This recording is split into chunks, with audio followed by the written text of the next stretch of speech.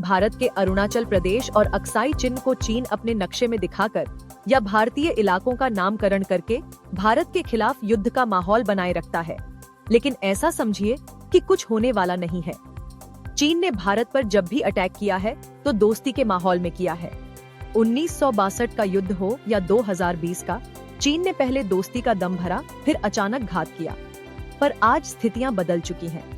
चीन जो धौंस दिखा रहा है, उसके पीछे उसकी आंतरिक स्थिति और दुनिया भर में कम हो रहा उसका वर्चस्व है।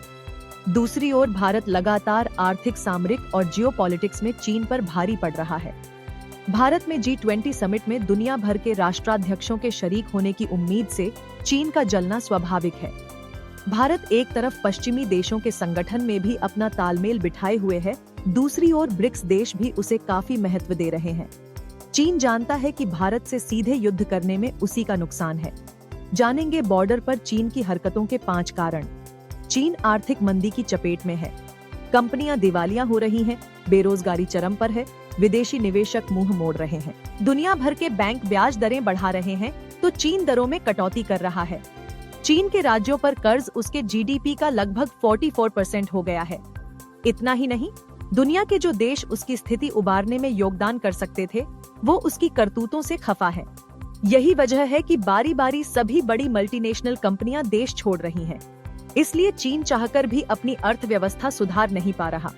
ऐसी स्थिति में जिनपिंग के पास अपनी सत्ता बचाए रखने के लिए लद्दाख, अरुणाचल, अक्साई चिन्ह और ताइवान को हड़पने का भ्रम बनाए रखना है।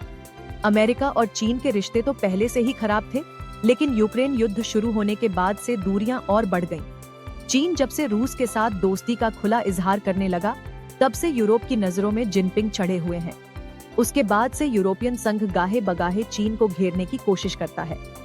चीन ने कभी यूक्रेन पर रूसी हमले की निंदा नहीं की, बल्कि रूस के साथ कदमताल भी करता रहा है।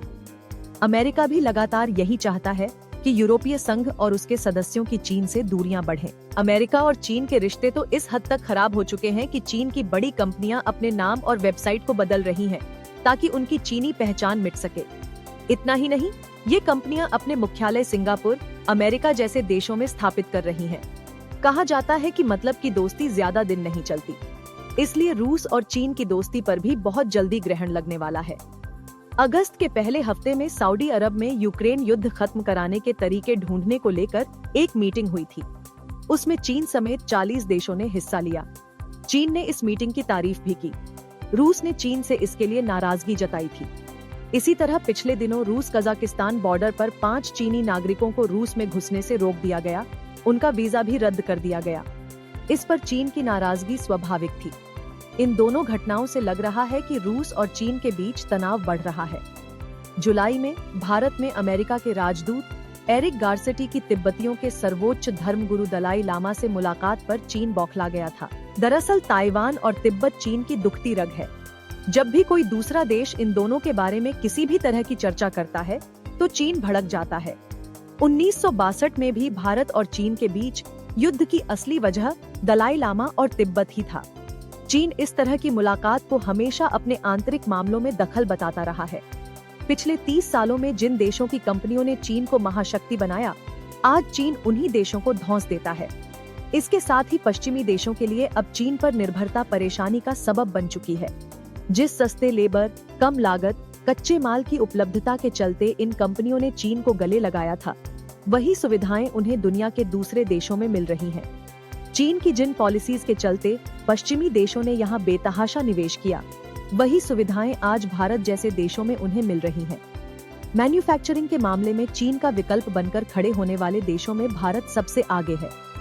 अंतर्राष्ट्रीय मंचों पर इसे ही China+1 पॉलिसी कहा जा रहा है। ये वीडियो आपको कैसा लगा, हमें कमेंट करके जरूर बताएं।